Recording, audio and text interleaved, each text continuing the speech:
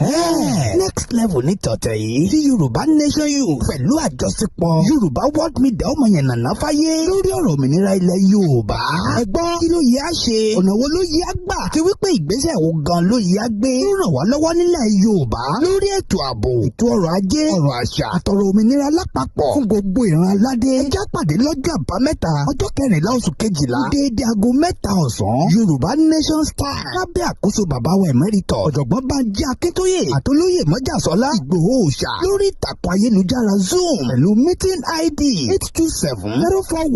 827-041-30613 passcode sì jẹ́ 567100. Fálàyé síwájú sí i ẹ kàn sí www.yorubanationyouth.org. Bákan náà ni ẹ lè kàn sí Dr. Zabi aka Ayé Ọpẹ́yọ tí wọ́n jẹ́ Yorùbá World Media President, Comrade Ọláolúwa Adéníyì aka Bàbá Lẹ́kìtì Home Based Chairman Yorùbá World Media, Comrade Ọláyọmí Kóìkí popularly known as Kóìkí Media, Comrade Olúwakẹ́mi Ìfẹ́olúwa known as Lady K. Bákan náà ni ẹ lè kàn sí àwọn coordinator Yorùbá Nation Youth lágbègbè yín bẹ̀rẹ̀ látòrí Comrade Emmanuel Àkàlàmọ̀gbò TV tí wọ́n jẹ́ Spain coordinator, Comrade Kẹ́hìndé Lawal Spain coordinator 2, Comrade Fásánmi Táíwò Kíkẹ́lọ́mọ Kuwait coordinator, Comrade Ilésànmí Fólówó Germany coordinator, Comrade Káyọ̀dé Àjàó Adékọ́lá Greece coordinator, Comrade Ọládèjì Kabir Benin Republic coordinator, Comrade Àṣàkẹ́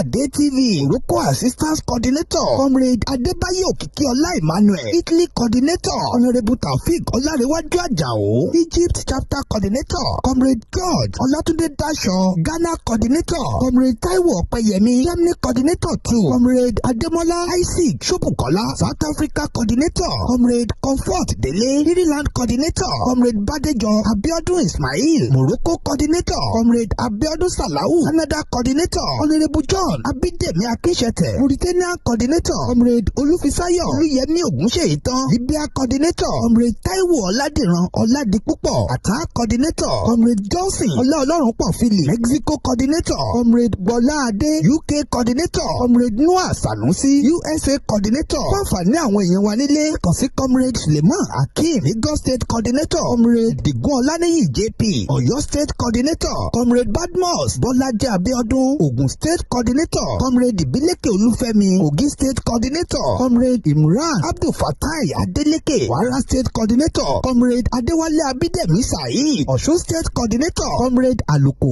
Ismaila Ọlárẹ̀wájú Èkìtì State coordinator, Comrade Fẹ́mi Tọ́pẹ́ Bọ́lọ́fìndé Ondo State coordinator. Kí gbogbo ìbéèrè tó ń tàlàyé àti àmọ̀ràn síwájú wọn lọ tààrà sórí ẹ̀rọ ìbánisọ̀rọ̀ Comrade Adéníyì Àrẹ̀sà known as Ọmọborí Owó Media tí wọ́n jẹ́ Assistant National Youth Leader in all diaspora àti United Arab Emirates Chapter coordinator lórí +971-503-430-843 àbí Engineer Lamid aka Yagboyaju Technical Director Yorùbá Nation Youth lórí +971-525-261-442. Comrade Oyegun Olúwamáyọ̀wá aka Omeyo Southwest coordinator wọ́n ti jẹ́ Home Based Youth Leader lórí +234-703-717-3355 tàbí Prophet Ayọ̀délé Olúgunlolúwa gan tí wọ́n jẹ́ Yorùbá Nation National Youth Leader in all diaspora lórí +1-803-846-1116. Ó ṣe pàtàkì fún gbogbo wa láti mọ̀ wípé inú ìpàdé àpérò àpapọ̀ tó ń bọ̀ yìí gbogbo wa là ń retí ń bẹ̀ o.